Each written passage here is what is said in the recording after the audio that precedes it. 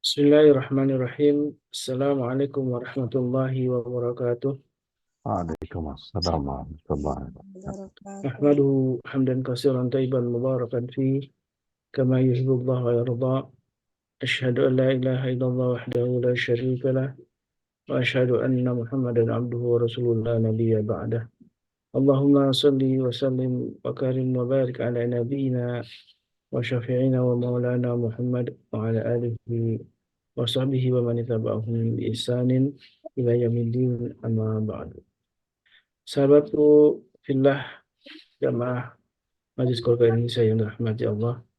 Alhamdulillah wa syukurillah, Allah masih memberikan kita kesempatan di pagi ini kembali mempertemukan dalam sebuah majelis ilmu yang insya Allah penuh dengan rahmat Allah Subhanahu wa taala di hari yang ke-16 ya, di Ramadan yang disebut dengan Syahrul Mubarak, Syahrul Quran, Syahrul Sedekah, dan begitulah banyak keutamaan-keutamaan yang ada dalam Ramadan, dan mudah-mudahan kita termasuk orang-orang yang memaksimalkan semua upaya kita untuk memperbanyak amal soleh, memperbanyak ibadah di Ramadan kali ini. Mudah-mudahan ini adalah Ramadan terbaik kita. Amin Allahumma amin. Salawat dan salam tentu senantiasa kita curahkan kepada baginda Nabi kita alaihi salatu wassalam beserta keluarganya, para sahabatnya, dan juga mudah-mudahan kita umat akhir zaman ini termasuk umat-umat yang kelak akan mendapatkan syafaat dari beliau. Amin Allahumma amin. Sahabatku fillah yang dimuliakan Allah, eh, di hari Rabu ini kembali kita berjumpa dengan Saudara Al-Jamaah. Alhamdulillah syukurlah, ini sebuah kenikmatan yang harus kita syukuri, karena di setiap pagi di hari Rabu kita akan mendalami sebuah tema tentang Asmaul Husna, dan sudah banyak sekali kita mendalami tentang betapa banyak nama-nama agung Allah Subhanahu wa taala yang sesungguhnya eh, harus bisa kita aktualisasikan dalam kehidupan kita sehari-hari. Dan kali ini kita akan membahas tentang ayat apa Asmaul Husna yang nama Al-Azim, Allah Maha Agung. Dan mungkin kita sering sudah hafal beberapa ayat yang ada kata Al-Azimnya. Salah satunya yang sering kita baca yaitu ayat kursi ya. Di penghujung ayat kursi disebutkan Allah wa Aliyul Azim, dan Allah lah yang maha tinggi dan maha agung. Dan bagaimanakah keagungan Allah yang insya Allah akan kembali dibahas oleh Saudara Al-Jambari. Assalamualaikum Ustaz. Waalaikumsalam warahmatullahi wabarakatuh. Kafalak Habib. Alhamdulillah bakhair. Bidu'aikum. Masya Allah, tabarakallah. Baik Ustaz, kita akan kembali membahas asma-asma Allah, asma Allah yang agung ini, eh, masuk ke tema tentang Al-Azim gitu ya. Allah Maha Agung, dan untuk keagungan Allah tidak bisa kita bandingkan dengan apapun gitu ya, dan tidak ada yang menyaingi Allah dalam keagungannya. Dan memahami keagungan inilah yang mudah-mudahan kita dapat bagaimana merelevasikan ya dengan kehidupan kita sehari-hari. Tafadhal masykur Ustaz. Baik, syukran jazakumullahu khair. Barakallahu fiik. Mata'ala wa fi kulli hayatikum insyaallah Ustaz. Amin amin. Bismillah. Wassalatu wassalamu ala Rasulillah. Innal hamdalillahi nahmaduhu wa nasta'inuhu wa nastaghfiruh. Wa na'udzu billahi min syururi anfusina wa min sayyiati a'malina. May yahdihillahu fala mudilla lahu wa may yudlil falan tajida lahu waliyyan mursyida. Asyhadu an la ilaha illallah wahdahu la syarika lah wa asyhadu anna Muhammadan abduhu wa rasuluhu la nabi wa rasul ba'd. Allahumma salli wa sallim wa barik ala nabiyyina Muhammadin wa ala alihi wa sahbihi wa man wala wa la haula wa la quwata illa billah ma ba'd. Bapak Ibu yang dirahmati Allah SWT, sahabat surgaku dimanapun berada, kebersyukuran adalah sebuah keniscayaan, dan selawat serta salam semoga senantiasa tercurah ke hadirat Rasulullah SAW berikut para keluarga, sahabat, dan para pecinta risalah dan syariat beliau hingga akhir zaman. Mudah-mudahan kita yang hadir pada kesempatan pagi hari ini bisa menjadi bagian dari golongan orang-orang yang mendapatkan syafaat beliau kelak di akhirat. Amin. Al-Azim. Sungguh ini PR yang terbesar buat saya karena menjelaskan Allah yang azim dengan keterbatasan keilmuan yang saya miliki, ini menjadi sangat jauh panggang dari api ketika menjelaskan tentang Allah dengan kemahaagungannya, menjadi kesulitan tersendiri untuk saya eh, mencoba untuk menurunkan dalam kapasitas manusia. Karena sejatinya keagungan Allah Subhanahu wa taala Al-Azim adalah bagian yang kemudian menguasai seluruh detail alam raya ini. Semesta jagat ini Allah Subhanahu wa taala kelola dengan begitu luar biasa, tidak ada satupun yang lolos dari penguasaannya, dan kemudian tidak ada satupun yang uh, berubah menjadi sesuatu kecuali Allah Subhanahu wa taala um, mengelolanya. Agak menjadi sulit buat saya ketika keagungan Allah itu dengan kebesarannya adalah bagian yang kemudian tidak bisa kita cerna secara sederhana dalam proses berpikir kita karena sejatinya membutuhkan waktu yang sangat panjang padahal waktu kita cuma sampai jam 6 gitu ya atau bahkan eh, sampai jam 6.30 katakan begitu. Bahkan ketika dalam sebuah hadis qudsi diriwayatkan oleh Ibnu Majah, keagungan adalah selendangku dan kebesaran adalah kainku. Artinya secara majas eh, keagungan ini adalah eh, izarnya Allah, apa ridanya Allah, ya, ridanya Allah. Tapi kemudian yang menjadi izarnya adalah kebesaran. Dan barang siapa menyaingi Allah Subhanahu wa taala pada satu di antara keduanya, maka pasti akan kucampakkan dia ke neraka. Kita tahu Fir'aun, kita tahu Korun, kita tahu itu begitu melegenda dan seluruh dunia rasanya mengakui kehancuran mereka dari sisi konsep. Ada banyak cara Allah SWT untuk menghadirkan dirinya kepada manusia. Dalam pengertian, semua cara yang eh,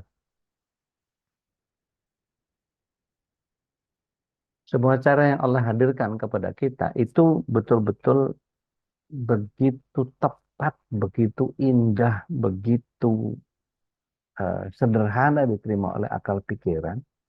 Tetapi kesulitan saya adalah tadi berusaha untuk menjabarkan begitu besar keagungan Allah Subhanahu wa taala yang kemudian kata azim itu sendiri sebetulnya terjemahannya lebih besar daripada agung itu sendiri. Gimana? Saya sendiri kesulitan untuk menjelaskan itu. Tapi nanti kita coba perlahan kita coba pahami cara berpikir sederhana kita ketika kita bicara tentang Allah. Ketika kita tahu bahwa Allah sangat besar kasih sayang, ketika Allah Subhanahu wa taala kita pahami sebagai eh, perbendaharaan yang tersembunyi, yang Allah ingin dikenal maka diciptakan makhluk. Begitu dalam sebuah hadis qudsi ketika kita menghirup udara misalnya pagi ini, ya, ada eh, begitu banyak burung-burung kecil yang kemudian berusaha untuk eh, mendendangkan tasbih pagi ini. Dan eh, ketika kita tahu bahwa komposisi udara yang kemudian kita hirup, kalau kita kemudian menggunakan tabung oksigen, itu direkayasa sama manusia. Tapi udara yang bebas ini yang ketika kita menghirupnya sejak kita kecil sampai sekarang ini menjadi bagian yang harus kita akui keagungan Allah Subhanahu wa taala berkait dengan itu. Dan tidak berhenti sampai di situ, bukan hanya oksigen dengan O2-nya gitu ya. Tapi Allah Subhanahu wa taala sisipkan ada radikal bebas yang kemudian ketika terhirup oleh kita, bulu-bulu hidung kita kemudian menjebak mereka.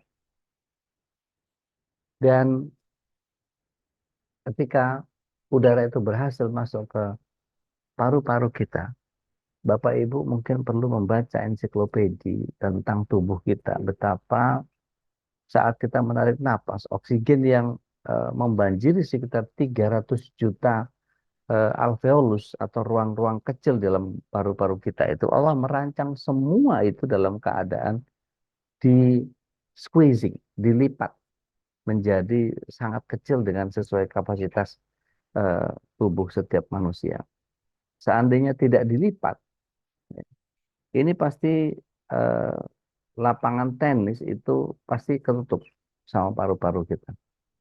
Dan perlu kita ketahui bahwa sekitar 2.400 kilometer saluran udara, ya, ada paru-paru kiri, ada paru-paru kanan, dan setiap paru-paru itu punya total luas permukaan sekitar 180 meter persegi. Allahu Akbar. Dan Allah SWT juga merancang begitu kecil dan sempurna untuk meningkatkan laju pertukaran antara oksigen dengan karbon dioksida. Dalam 1 detik saja darah yang kemudian tadinya sudah hampir hitam bisa menjadi berubah menjadi merah segar. Siapa yang mampu mengerjakan pekerjaan seperti ini? Begitu pula jantung kita. Ketika dalam 24 jam ada sekitar 70 liter yang kemudian dipompa terus-menerus sama 24 jam.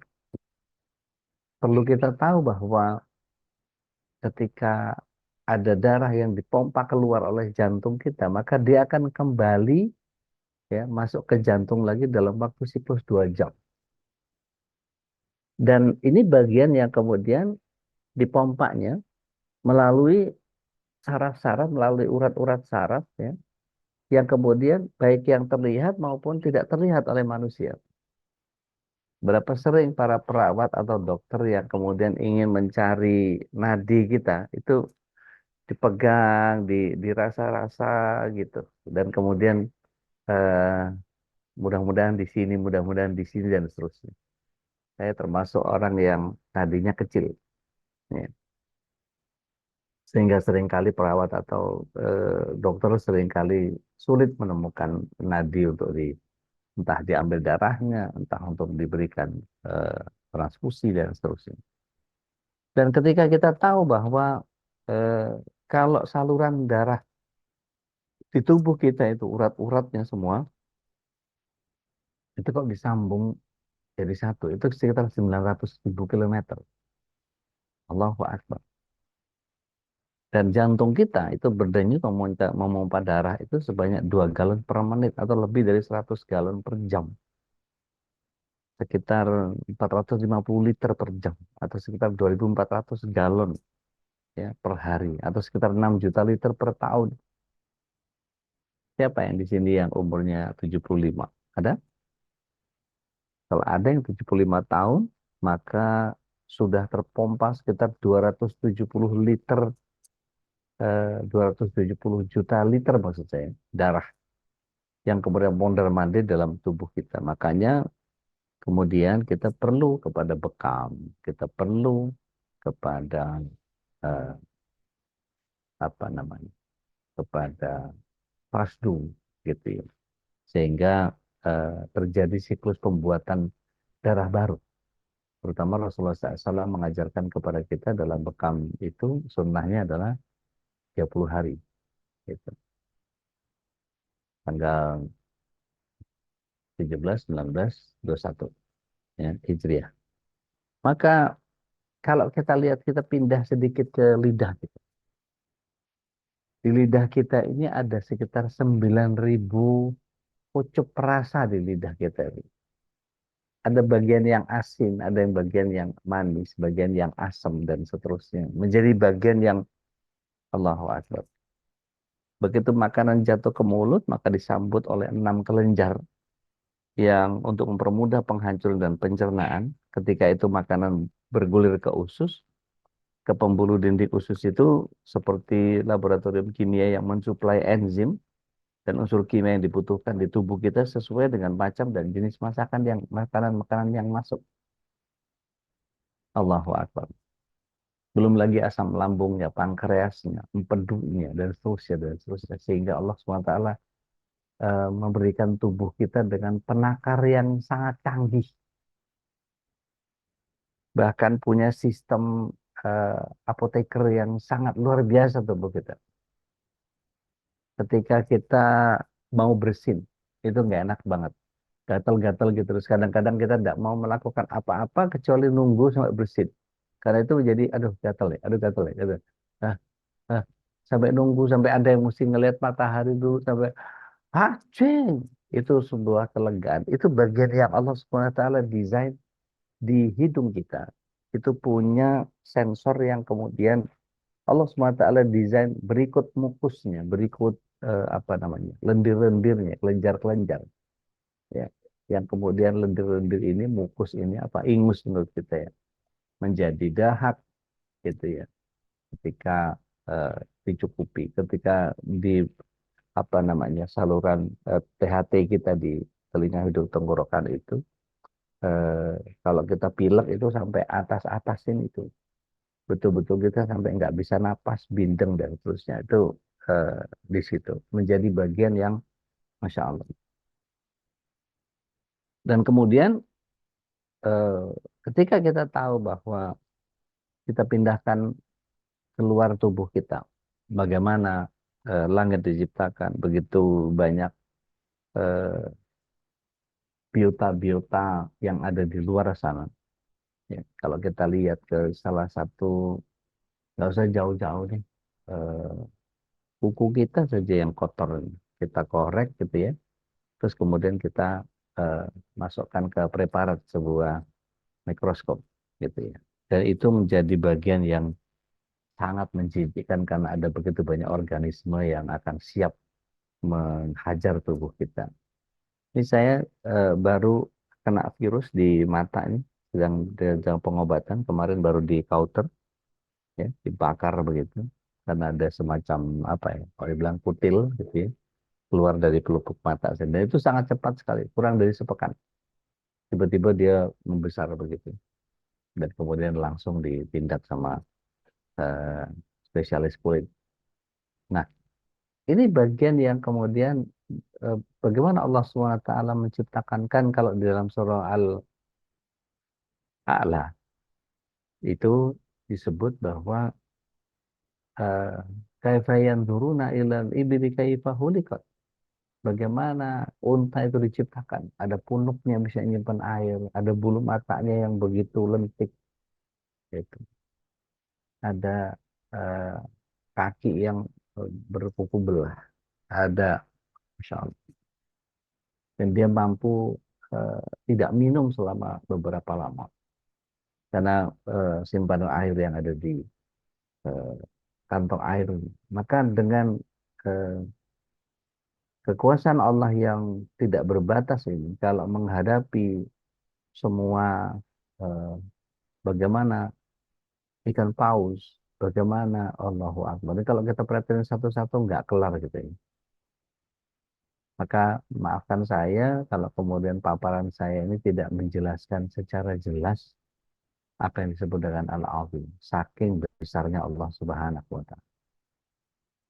Kalau kita ke pantai, ya, eh, itu udah tercium bau-bau hawa-hawa eh, anyir, ya.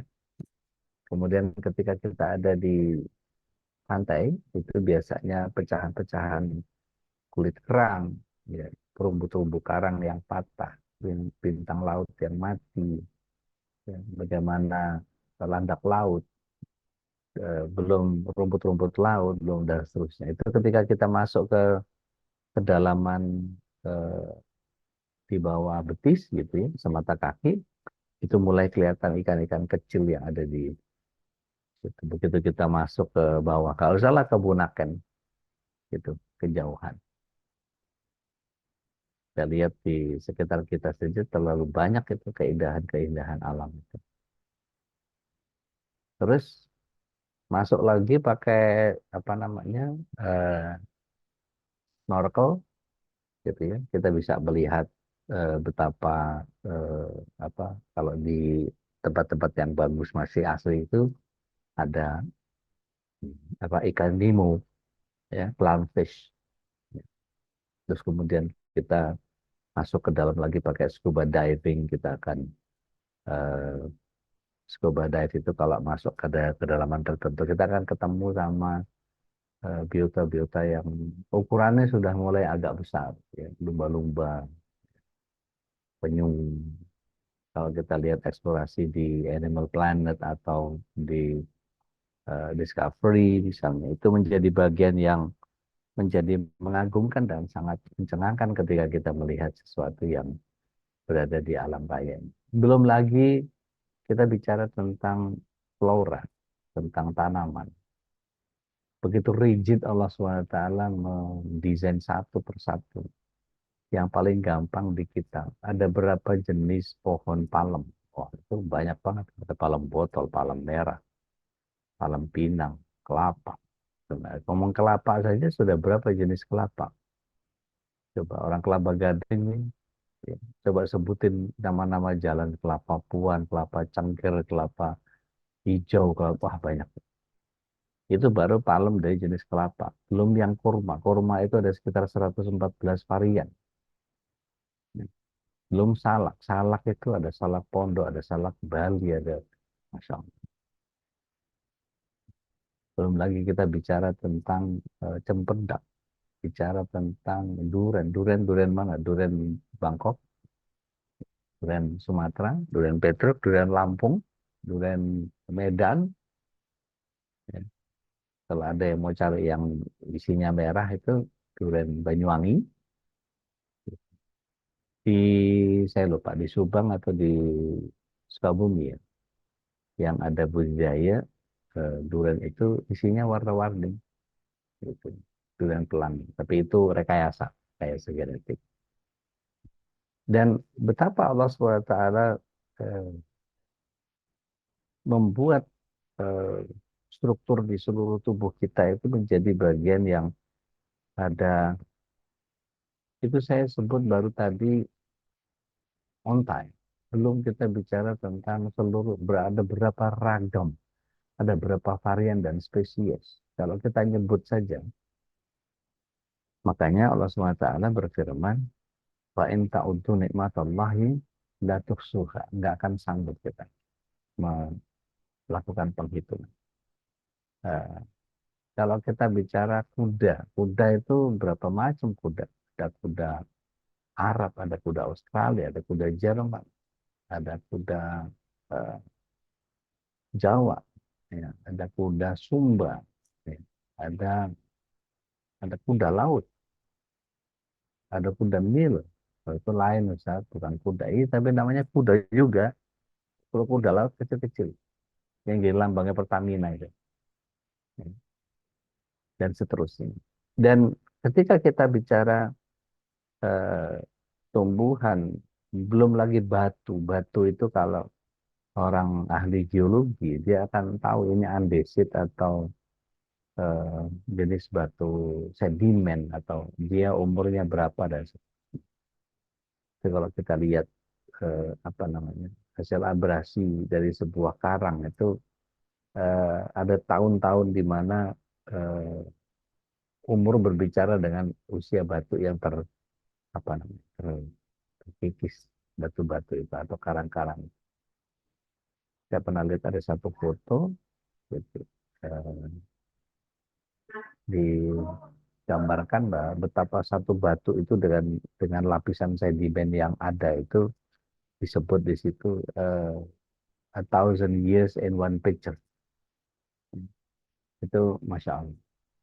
Dan itu kita bisa lihat betapa saudara-saudara kita kalau ke tempat-tempat yang unik-unik gitu ya, the heritage of world gitu ya, bagaimana Candi Borobudur didesain, bagaimana apa namanya Aztec ya di Meksiko, bagaimana eh, piramida di Mesir, bagaimana Taj Mahal didesain, bagaimana dan seterusnya itu menjadi bagian yang Allahu Akbar, jadi luar biasa. Nah, bicara tentang Allah Al-Azim ini tidak tertandingi oleh siapapun dan oleh makhluk apapun di dunia. Karena semua yang tercipta ini mempresentasikan hadirnya Allah Tabaraka wa Ta'ala. Dan ketika kata Al-Azim ini menjadi sifat sesuatu yang imaterial, yang punya jangkauan yang sangat berbeda dan spesifik. Ada sesuatu yang agung dalam pandangan akal, dan akal itu bisa memahami hakikatnya. Ada lagi material yang agung, akan tetapi hanya sedikit hakikat yang terjangkau oleh akal. Ada lagi yang agung, bahkan maha agung, dan hakikatnya sama sekali tidak terjangkau oleh akal. Allah Al-Azim. Jadi ketika kita melihat bahwa Allah Azza wa Jalla punya keagungan ini karena mata kita tidak mampu memandangnya secara benar.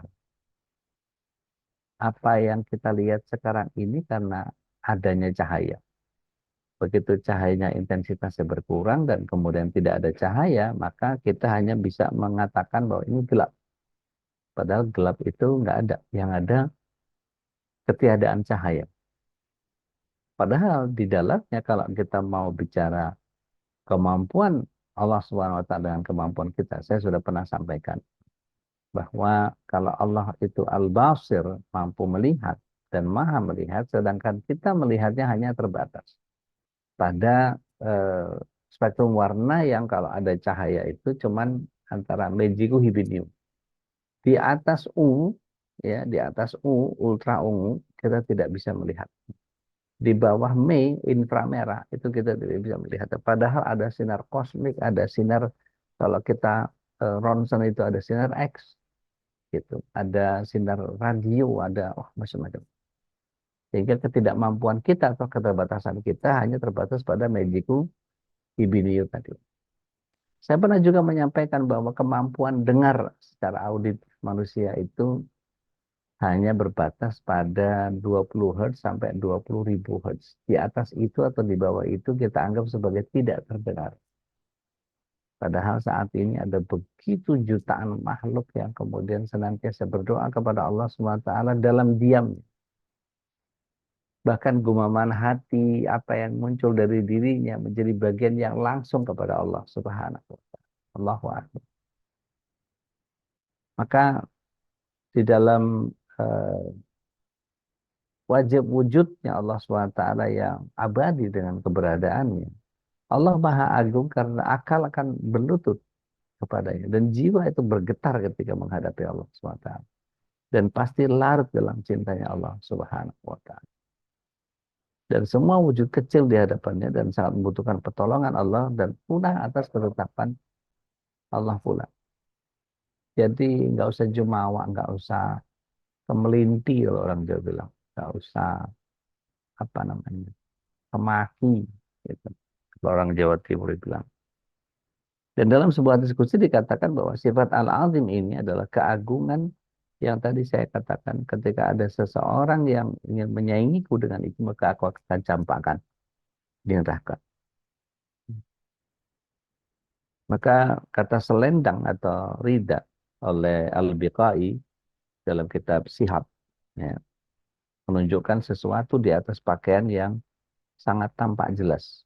Eh, Rida itu seperti kalau kita pakai kain ihram yang di atas, bagian atas. Nah, ini sebutnya rida ini.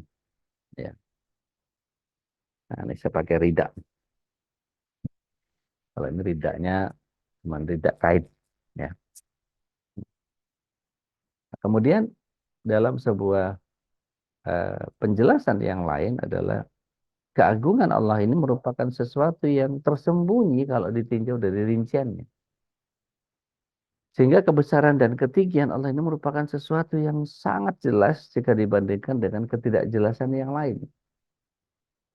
Maka keagungan Allah adalah keagungan yang tidak terjangkau oleh manusia karena dia berada di atas puncak dari segala puncak. Lantas apa yang kita bisa lakukan terhadap Al-Azim ini? Jadilah hamba yang ahli ruku dan ahli sujud. Sehingga kita dengan semua kehebatan kita menjadi harus tunduk kepada Allah Subhanahu wa taala. Karena jelas surat 51 ayat 56 Allah SWT menyatakan a'udzubillahi minasyaitonir rajim wa ma khalaqtul jinna wal insa illa liya'budun. Tidaklah jin dan manusia diciptakan kecuali hanya untuk liya'budun, untuk beribadah kepada Allah Subhanahu wa taala. Maka ketika kita ruku dalam sholat, ini adalah sarana untuk kemudian kita mengenal dan merasakan keagungan Allah. Ruku itu adalah simbol rasa hormat terhadap perintah yang Allah SWT berikan kepada kita, Al-Azim. Maka Rasulullah SAW mencontohkan bahwa gerakan ruku itu menyerupai huruf L terbalik. Kalau kemudian kedua tangan menyentuh lutut, posisi punggungnya rata, dan kepala menunduk tidak terlalu dalam, maka menurut ahli anatomi, posisi ini menggambarkan hadirnya sebuah garis lurus antara sumsum tulang belakang dengan batang dan badan otak. Dan posisi ini melambangkan proses untuk menghilangkan pemuliaan atas dasar apapun yang ada pada kita. Harta, pangkat, jabatan, status sosial, popularitas, maupun fungsi-fungsi sosial yang lain.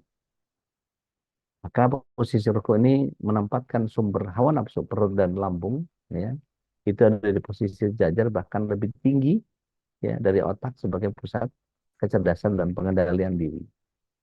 Maka seringkali doa Subhana Rabbiyal Azim, ya, Maha Suci Allah yang Maha Agung, kita diarahkan untuk mencapai kesadaran bahwa sistem apapun di alam ini semuanya punya tujuan dan peran yang sesuai dengan perintah Allah Subhanahu wa taala. Maka jangan cuma sekedar melafazkan, tapi dipahami bahwa Subhan Rabbiyal Azim. Maha suci Allah, Rabb yang Maha Agung. Itu ada kebesaran yang mestinya diikut difikirkan di dalamnya. Maka semua akan tunduk dan patuh kepada kebesaran dan keagungan Allah Subhanahu wa taala. Maka bagaimana mempraktekkan sujud di dalam kehidupan? Jadilah pribadi yang pemaaf. Jadilah pribadi yang rendah hati, tidak serakah, taat aturan, dan sadar diri di hadapan Allah Subhanahu wa taala. Dan bahkan posisi punggung dan leher yang sejajar ini melahirkan sebuah kepasrahan bahwa yang melakukannya bersedia istilahnya dipenggal di jalan Allah Subhanahu wa taala. Karena posisi kita betul-betul kita persembahkan itu hanya untuk Allah. Makanya kalau kemudian kita bertemu dengan orang siapapun, maka jangan menunduk. Sebagian ulama menyatakan seperti itu. Ya. Anggukkan saja kepala atau kemudian berikan salam, renggut tangannya, gamit lengannya, hadirkan kehangatan. Itu jauh lebih mulia ketimbang ruku kepada orang seperti hanya orang Jepang. Ya. Dan tidak hanya itu, ruku ini adalah cermin ketundukan kepada Zat yang Maha Agung. Ini akan mampu menerima sesuatu yang dipandang kecil dan rendah, ya, sebagai bagian dari sistem ciptaan Allah Subhanahu wa taala. Dan pikirannya akan belajar bahwa kebaikan tidak hanya mengalir dari kecerdasan saja, tetapi sesuatu yang kecil dan rendah. Maka ruku ini bisa menghadirkan nilai-nilai kesederhanaan. Dan orang yang tidak ruku biasanya akan mudah tergila-gila pada aksesoris duniawi, tren, mode, dan kenikmatan sesaat. Artinya ya rukunya ruku ritual. Rukunya hanya fisik. Tetapi pikiran dan hatinya kemudian tidak menuju kepada ruku itu sendiri. Di dalam surat Al-Hajj, surat yang ke-22 ayat 77, Allah SWT jelas menyatakan, ya ayyuhalladzina amanu, ya, disuruh ruku kita, disuruh sujud kita, disuruh menyembah Tuhan, ya, dengan perbuatan kebaikan supaya bisa mendapatkan kemenangan. Maka mungkin sebagian kita heran terhadap tingkah orang yang kemudian sepertinya terlalu baik buat kita. Tapi sejatinya dia sedang menghamba kepada Tuhan. Ketika kita lihat ada orang yang Masya Allah begitu mulia akhlaknya, bahkan disebut ada orang yang kedermawanannya sampai-sampai kemudian sampai pada tingkat yang kemudian wah dia mah dermawan udah kayak malaikat beliau.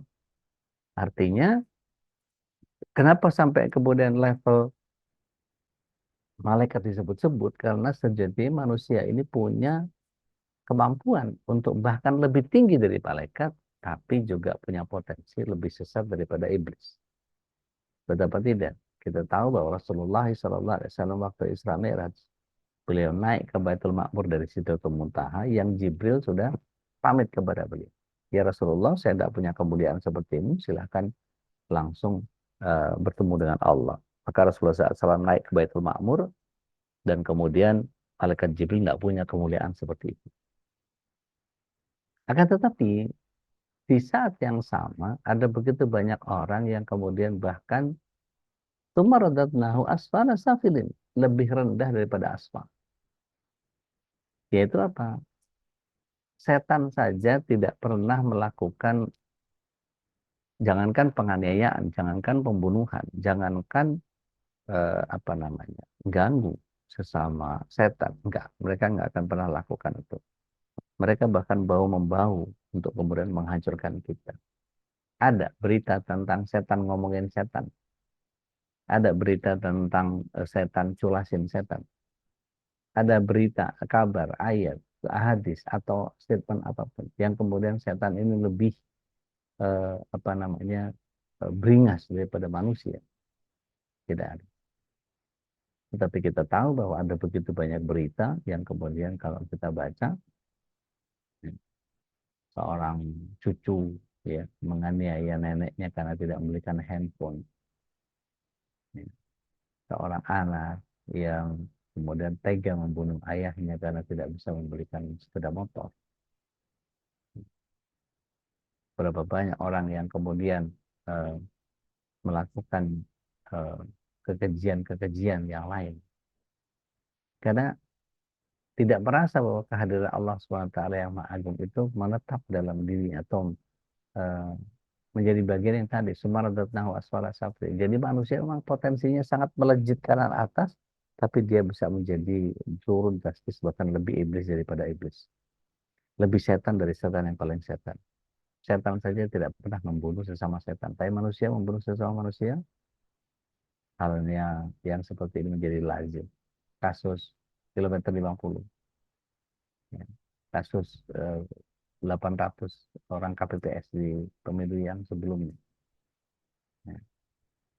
Jadi begitu keji perilakunya sehingga mereka melakukan begitu banyak kekeliruan dari konsep yang sangat luar biasa. Nah,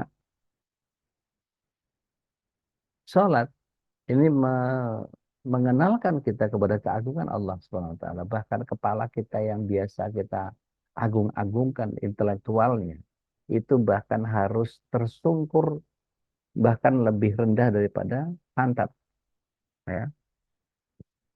Pantat kita, bokong kita yang isinya kotoran begitu banyak itu kepala kita, intelektual kita, kepandaian kita, derajat kita, manusia kita kemudian dihabisi oleh sujud itu, dan kemudian filosofi sujud ini menjadi bagian yang setiap kita seharusnya punya pemahaman yang utuh tentang penghambaan kepada Allah SWT. Maka ketika mengenali begitu banyak macam ilmu pengetahuan, perangkat teknologi, beragam jenis kuliner yang lezat, dan hal yang pertama yang selayaknya dikenal adalah sholat dan kemahagungan Rabbnya. Maka jadikan sholat ini sebagai menu harian, pakaian, atau kebutuhan primer, sebagaimana halnya makanan dan minuman. Maka uh, Syekh Ibnu Zafar Al-Maki mengatakan bahwa dia mendengar kalau Abu Yazid Taifur bin Isa Al-Bustami ketika menghafal ayat, ya ayyuhal muzammil qum fa'andir, ya qumil laila illa qalila, di ayat 1 dan 2-nya Al-Muzammil surat 73, dia bertanya kepada ayah, wahai ayahku, siapa yang dimaksud Allah SWT?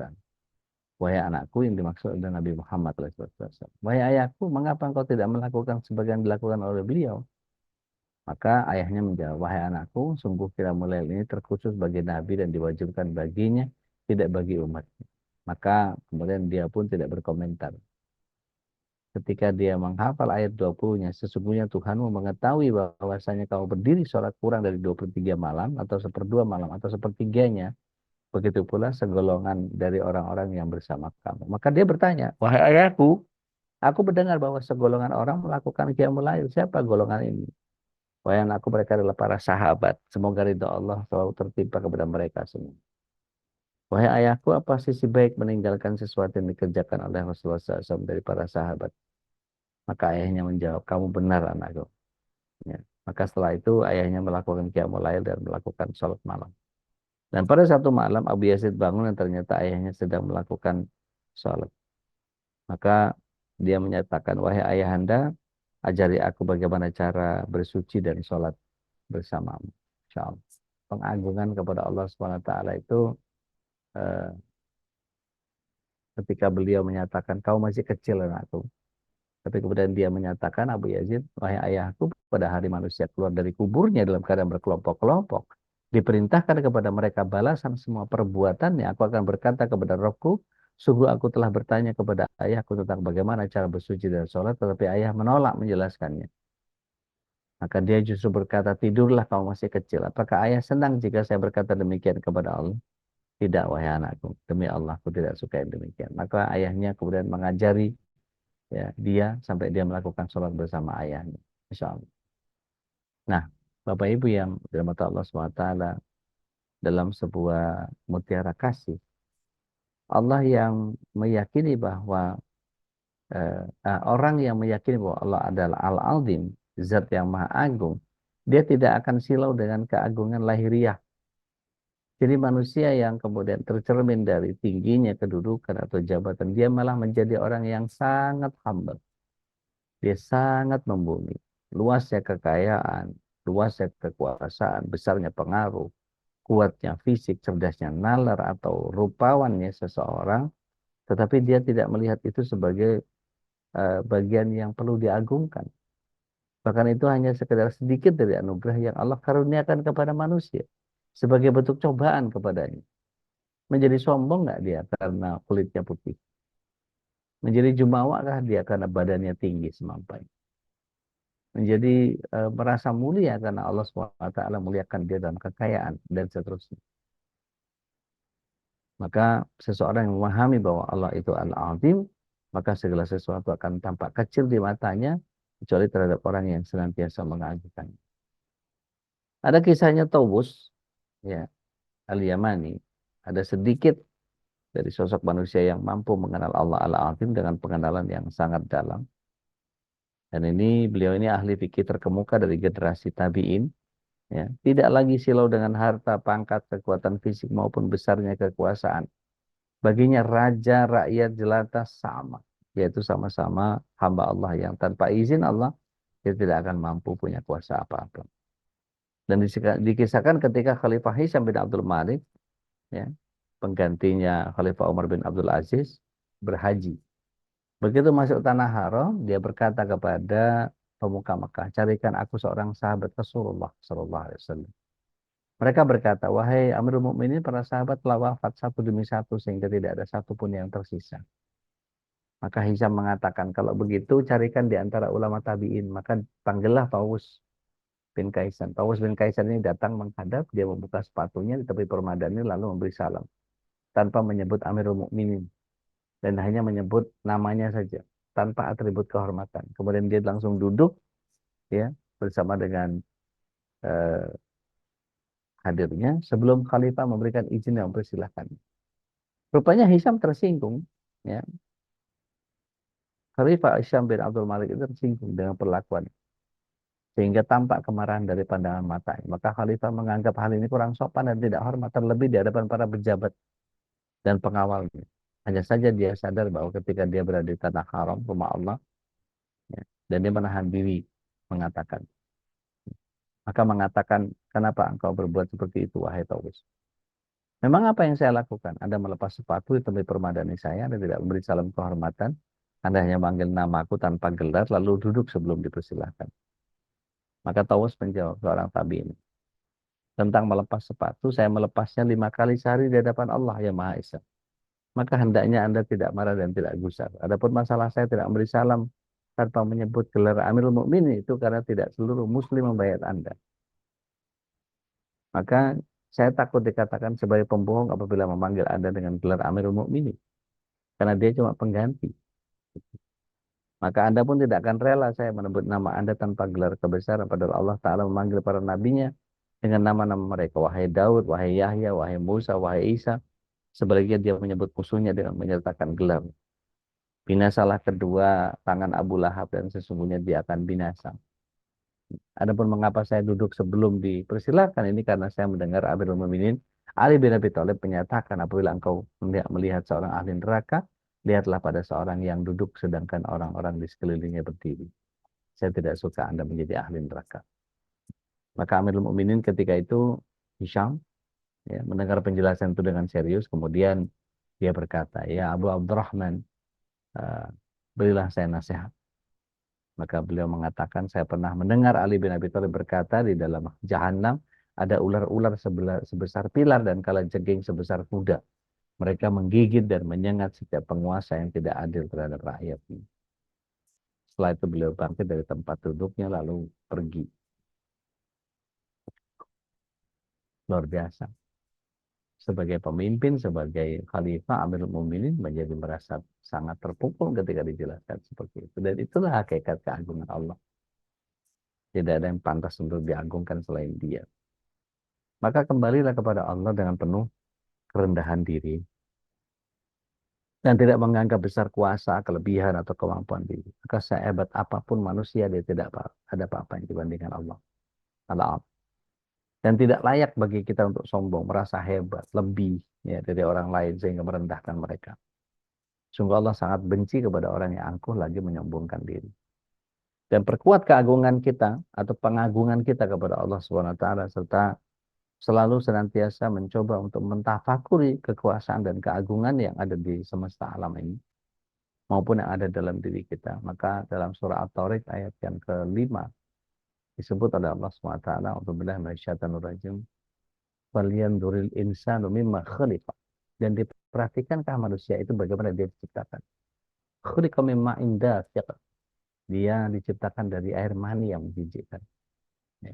Yakhruju min baini sulbi wat tara'ib, yang datang dari spermanya bapak, dari hidung telurnya ibu, ya. Sulbi wat tara'ib, beliau Allah persatukan mereka menjadi nutfah, alaqah, mudghah dan seterusnya. Maka perkuat pengagungan diri kita eh, kepada Allah SWT dengan selalu senantiasa mencoba untuk menggali kehebatan ayat-ayat Allah. Maka dirikan sholat dan ibadah lainnya sebagai bentuk pengagungan kepada Allah. Jangan silau dengan keagungan manusia, entah harta, entah pangkat, entah aneka aksesoris duniawi, bahkan gelar-gelar yang disematkan kepada kami, disebut ajengan, kiai, ustadz, tuan guru, apapun namanya. Tidak ada keagungan sedikit pun kecuali kami hanya lebih awal tahu tentang segala sesuatu. Ketika Anda punya pengetahuan dan sama seperti kami, punya bacaan yang sama seperti kami, kita semua sama. Jadi ketika ada begitu banyak kemuliaan yang Allah anggapkan, yang ada orang anggapkan kepada kita, maka be aja, normal-normal aja, nggak usah kemudian apa namanya eh, menjadi bagian yang kita boleh menghinakan orang lain. Kasihlah dan kagumlah kepada orang yang bersungguh-sungguh di jalan Allah. Taib. Masya Allah, ini bagian yang sungguh buat saya agak berat menjabarkan tentang eh, apa al-azim ini. Kan kalau kita lihat bagaimana Rasulullah SAW dalam hadis riwayat Muslim, ketika beliau selesai dari sholatnya, beliau istighfar sebanyak 3 kali. Itu Rasulullah SAW. Maka kalau kemudian kita mohon maaf, ada was-was minasyaiton, begitu selesai, Assalamualaikum, Assalamualaikum, Alhamdulillah. Kesannya kayaknya apa yang dia lakukan sudah benar dan sudah pasti diterima oleh Allah SWT. Rasulullah SAW saja istighfar 3 kali. Kemudian kita hendak merubah-rubah dari apa yang Rasulullah SAW contohkan kepada kita. Maka kalau kita lihat istighfar Rasulullah SAW ini karena apa? Karena mengenal Allah dengan konsep ma'rifatnya beliau alaihissalam itu dengan keagungan dan kemuliaan Allah Ta'ala. ketika ibadah beliau dibandingkan oleh siapapun gitu, nggak akan bisa menyamai siapapun apanya. Maksud saya itu tidak ada seseorang pun yang mampu eh, menyamai keagungan ibadah seperti Rasulullah SAW. Maka para ahli ibadah juga tidak ada yang setara dengan ibadahnya Rasulullah SAW. Maka Rasulullah SAW memandang ibadahnya itu rendah, bahkan tidak sebanding dengan kemuliaan dan keagungan yang Allah SWT berikan kepada beliau. Dan itu di luar jangkauan pikiran akal manusia. Masih ingat bagaimana Ibunda Aisyah komplain kepada Rasulullah SAW, sudahlah Rasulullah, engkau kan sudah dijamin surga. Kenapa sih kamu sholat sampai kakimu bengkak-bengkak seperti itu? Maka Rasulullah SAW menjawab, justru karena saya dijamin surga, gitu, maka tidak bolehkah aku menjadi abdan syakur, menjadi hamba yang bersyukur. Jadi bahkan Rasulullah SAW itu mengerjakan istighfar itu bahkan lebih dari 70 kali dalam sehari semalam. Bapak Ibu yang dimata Allah SWT, ini memberikan isyarat bahwa kita tidak akan mampu melakukan ibadah yang sepanding dengan keagungan atau kemuliaan Allah Azza wa Jalla, meskipun kita berusaha semaksimal mungkin. Ya, itulah kemudian mengapa kita disyariatkan untuk beristighfar setelah melakukan satu ketaatan. Bahkan di dalam menghadirkan keistiqomahan pun kita diminta untuk menghadirkan istighfar.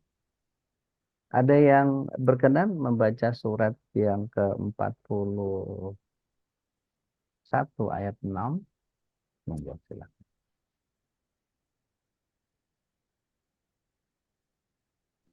Iya, udah. Mangga. Bismillahirrahmanirrahim. Katakanlah Muhammad, aku ini hanyalah seorang manusia seperti kamu, yang diwahyukan kepadaku bahwa Tuhan kamu adalah Tuhan yang Maha Esa. Karena itu tetaplah kamu beribadah kepadanya, dan mohonlah ampunan kepadanya, dan celakalah bagi orang-orang yang mempersekutukannya. Ya. Jelas bahwa eh, Allah SWT nggak pengen ditanding. Ala kulli hal. Eh, saya kembalikan ke Ustaz Khalis. Karena jujur saya masih agak khawatir kemudian menyampaikan bab keagungan Allah ini dengan eh, keterbatasan keilmuan saya. Saya balikin ke Ustaz Khalis. Tafadhol, masykur Ustaz. Masya Allah, tabarakallah. Jazakallah khair, Ustaz. Mudah-mudahan Kata, pembahasan tentang Al-Azim ini makin buat kita sadar ya, Ustaz, ya. Betapa kecilnya kita gitu. Tidak ada apa-apanya kita. Dan tadi sudah dipaparkan juga sebenarnya untuk memahami keagungan Allah ada dalam diri kita pun seringkali kita lupa, Ustaz, ya. Padahal di dalam surat Az-Zariyat juga sudah disebutkan wa fi anfusikum afala ini, tubsirun, gitu ya. an, Dan apakah an, dalam diri kalian pun apakah kalian tidak memperhatikan? Tadi detail-detail tentang sains sudah disampaikan juga dipaparkan oleh Ustaz Dodi, dan sungguh takjub ya betapa Allah Subhanahu wa taala sangat detail eh, menciptakan kita sebagai ahsanut takwim ya, sebagai sebaik-baik ciptaan. Dan kalau kita masih merasa sombong, kemudian merasa jumawa, merasa paling hebat, tentu sungguh keterlaluan gitu ya. Dan inilah sebuah refleksi tentunya, sebuah muhasabah dari guru kita untuk kita semua, bagaimana kita memahami keagungan Allah. Dan karena itulah tadi di ayat terakhir yang disampaikan oleh eh, jamaah ya, dibacakan oleh Bunda Nadia ya, dalam surat eh, apa namanya, di surat Fussilat ya, Ustaz. untuk beristighfar terus gitu ya, untuk terus beristighfar kepada Allah Subhanahu wa taala. Baik jemaah, sudah jam 6.30 dan tentu mungkin ada hal-hal yang ingin disampaikan sebelum ditutup. Mangga, Silakan. silakan.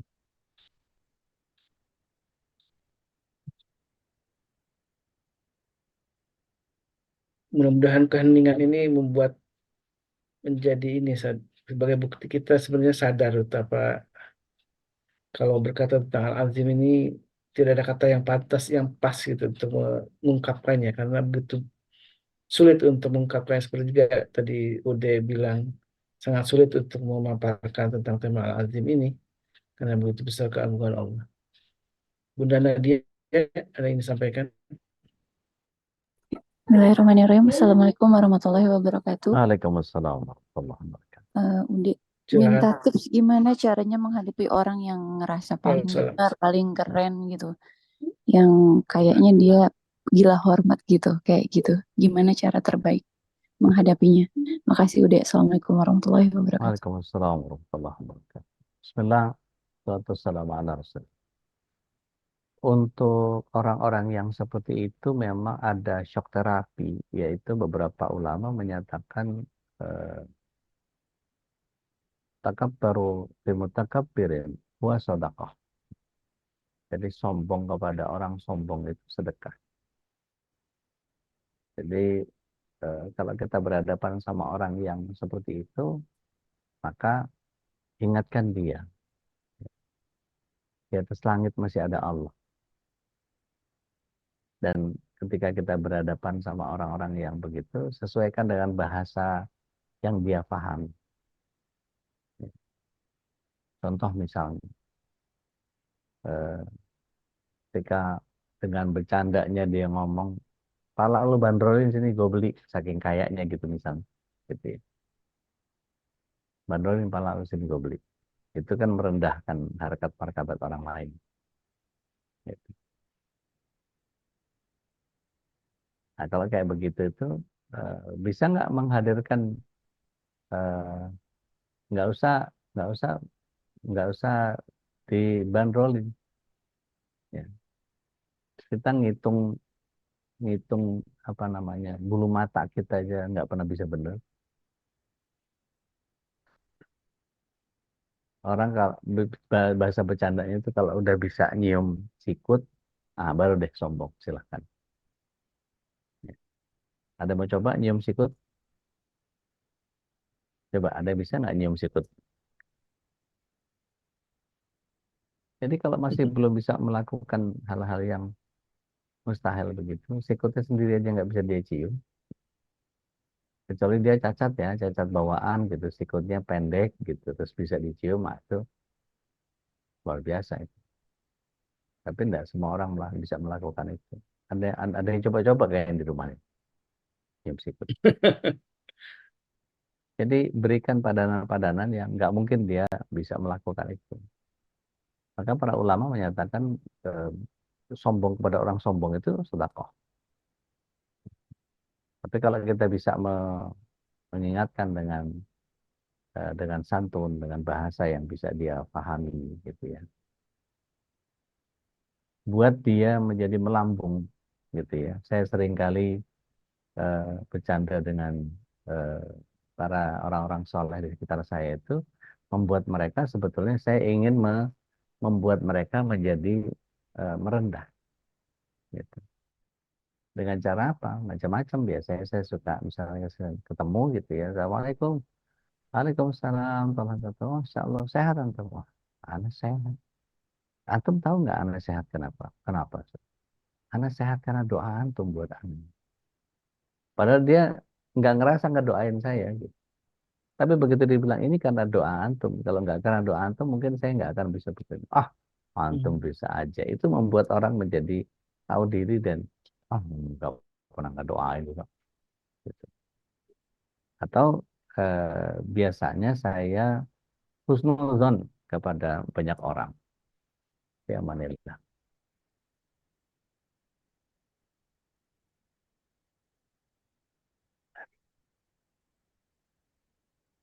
Jadi kadang-kadang eh,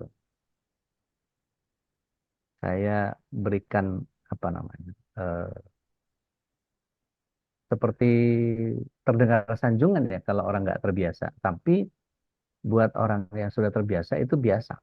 Contoh misalnya di bulan Ramadan ini biasanya jam segini orang-orang soleh kebiasaannya ngapain biasanya?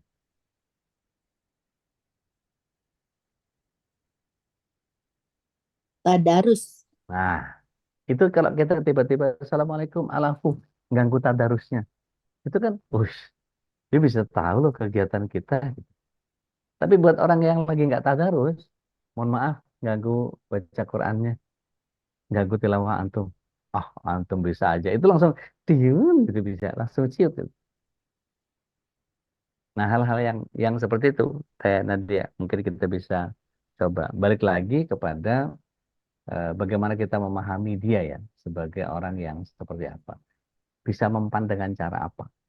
Karena begini, hematnya berdakwah itu kalau eh, ini psikologi dakwah ya. Jadi kalau saya selalu menerjemahkan kata bahasamu, ya, gunakan bahasamu untuk mendakwahi orang itu, maka bahasanya harus bahasa yang tepat. Beda nggak cara kita berkomunikasi dengan seorang bayi, seorang anak yang baru mau dewasa, orang dewasa, orang yang lebih tua dari kita, padahal tujuannya sama. Gitu.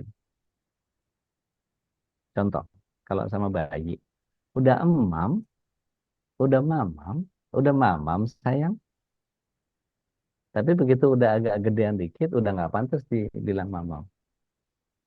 Udah makan deh, udah makan ha. Tapi begitu ada agak setara dengan kita, ayo makan. Tapi kepada orang yang kita hormati menjadi mohon izin, makanan sudah terhidang, alangkah baiknya kalau kita segera menyambut rezeki yang Allah SWT hadirkan untuk kita. Mari kita lanjut santap malam.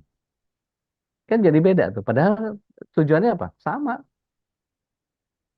Gitu. Nyuruh makan. Jadi bahasa yang digunakan menjadi penting untuk psikologi dakwah kita. Gitu kurang lebih karena dia. Allah a'lam.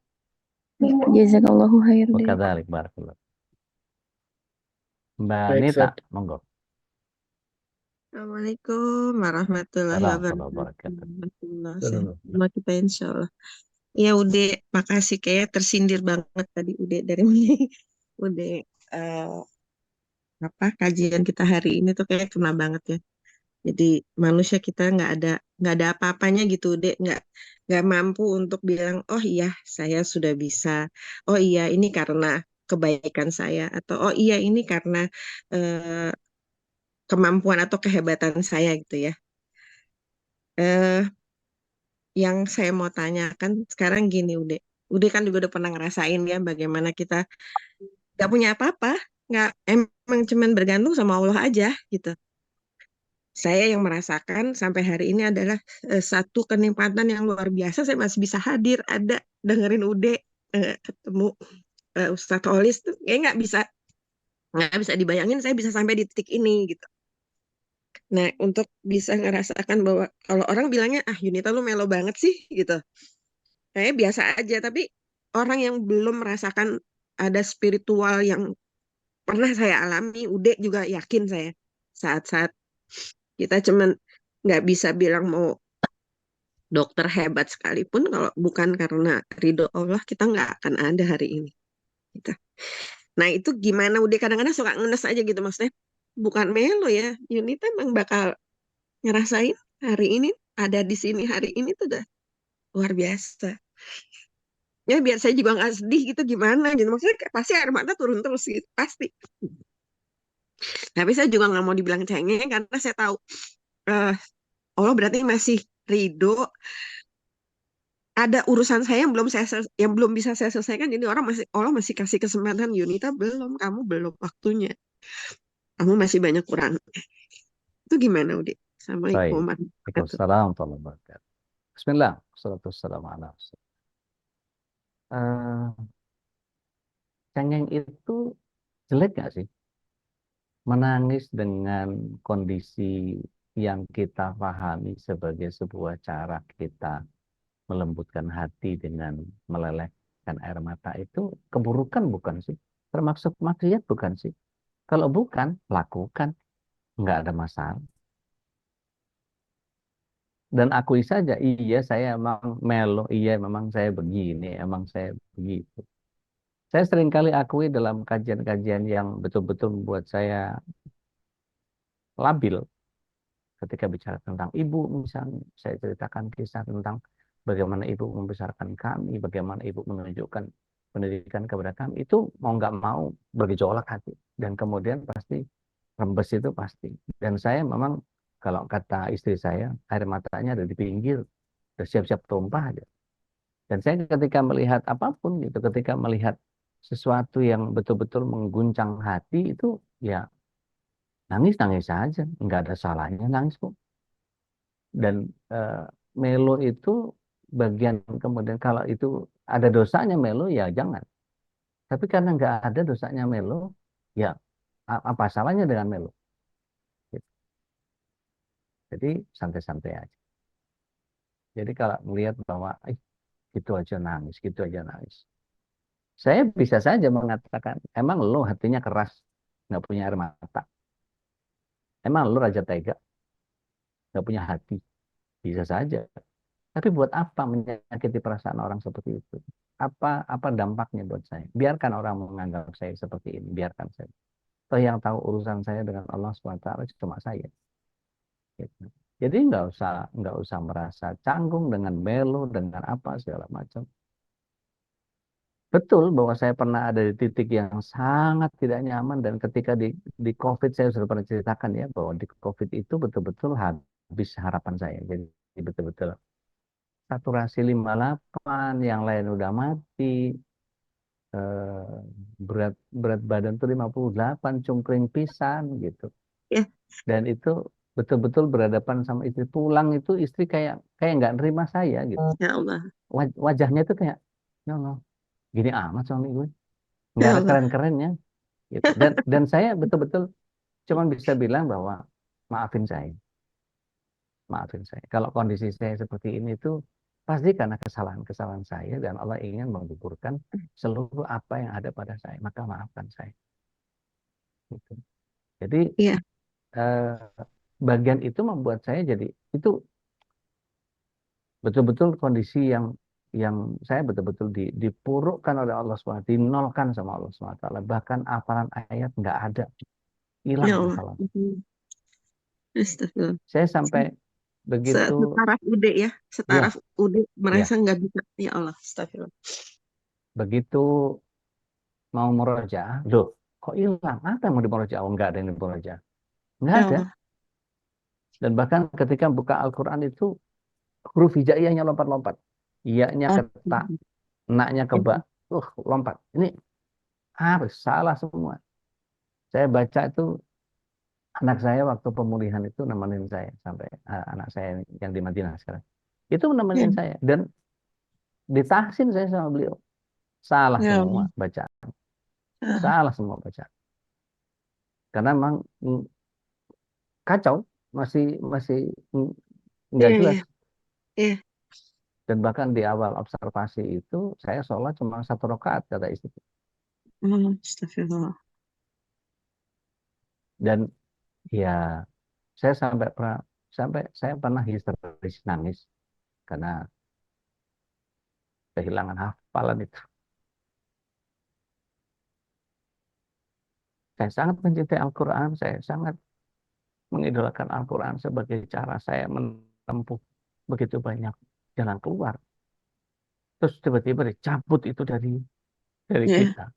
ya, Saya pernah eh, membaca sebuah kisah seorang syekh itu ngasih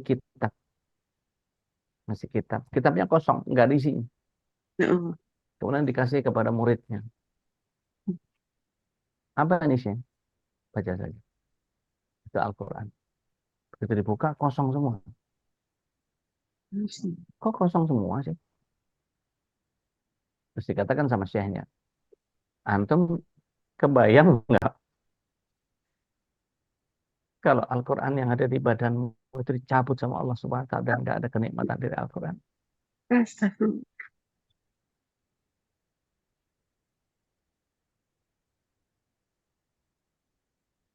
Dia tutup kitab kosong itu, dia istighfar dan dia mulai membanjiri wajahnya dengan air mata. Jadi ketika Allah SWT yang memiliki hidayah kepada kita, maka selalu senantiasa saya minta, ayo kita minta hidayah terus sama Allah.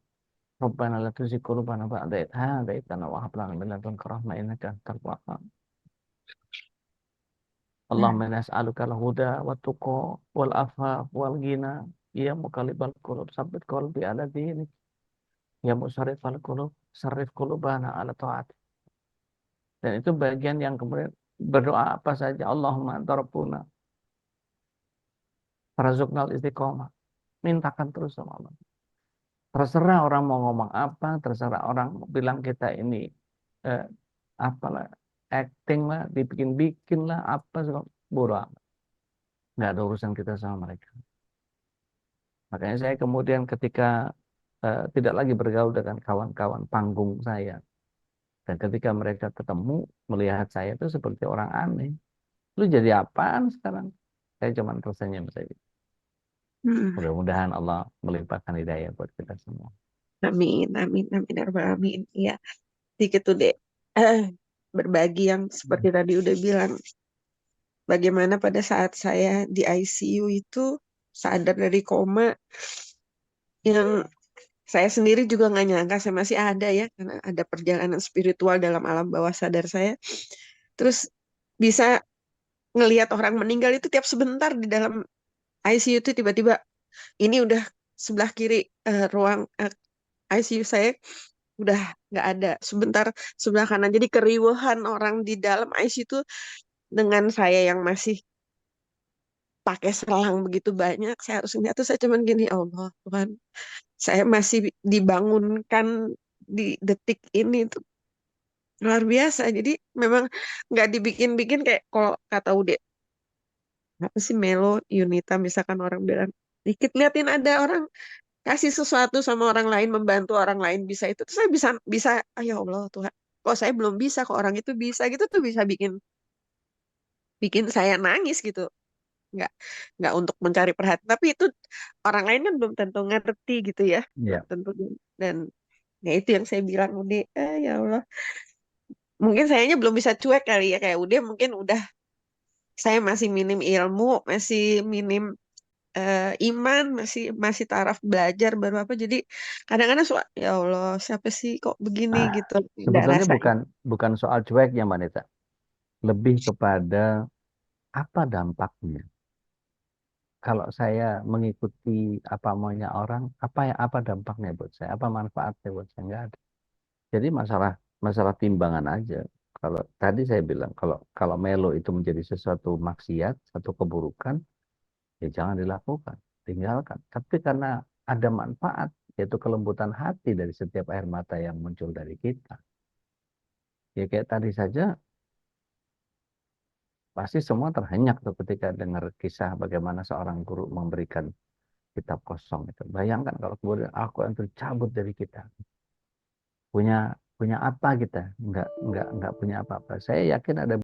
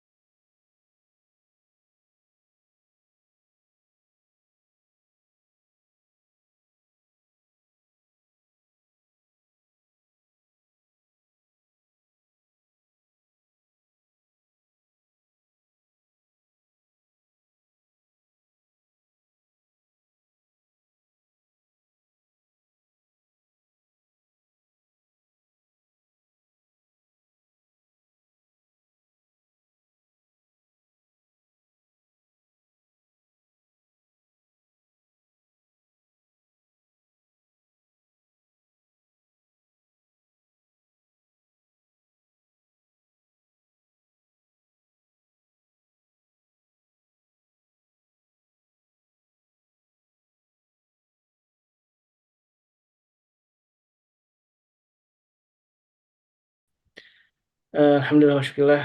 Jazakallah khairan atas semua ilmunya Ustaz Dodi, dan jazakumullah juga bagi jamaah semuanya yang sudah ikut mendukung gerakan dakwah kami di MKI, yang insya Allah mudah-mudahan Allah selalu istiqomahkan kita semua pengurus ya untuk tetap menggelar kajian-kajian ilmu ini. Tentu sangat bermanfaat untuk kita semua, dan eh, menjadi bekal untuk kita, setidaknya kita bisa menunjukkan di akhir kelak bahwa ini ada sebuah majelis yang saling mencintai, menyayangi karena Allah, saling berbagi ilmu karena Allah, dan saling mendukung gerakan dakwah ini. Dan salah satunya, insya Allah kami akan selalu mendedikasikan juga sebagian sedekah atau amal jariah yang diamalkan kepada kami untuk teman saudara-saudara kita di Gaza, yang saat ini memang masih berbeda dengan kehidupan kita yang saat ini penuh dengan kenikmatan ya, keamanan, kecukupan. Mereka jauh dari itu, dan tentu sangat eh, tidak eh, menjadi seorang manusia ketika kita tidak eh, merasa ikut prihatin dengan kehidupan mereka. Karena itulah sahabat kami Allah, mari kita dukung juga gerakan dakwah ini, dan salah satunya untuk saudara kita di Gaza. Baik, alhamdulillah wa syukurillah. Tuntaskan di pagi hari. Insya Allah sore hari masih ada kajian tadarus bersama Tuan Guru Belajar tugas Al-Quran. Mudah-mudahan kita makin cinta dengan Al-Quran, karena adalah syahrul Quran, dengan mentadarusinya, mentadaburi ayat-ayatnya, dan insya Allah akan selalu kita tutup majlis ini dengan doa kafatul majlis. Subhanakallahumma wa bihamdika asyhadu an la ilaha illa anta.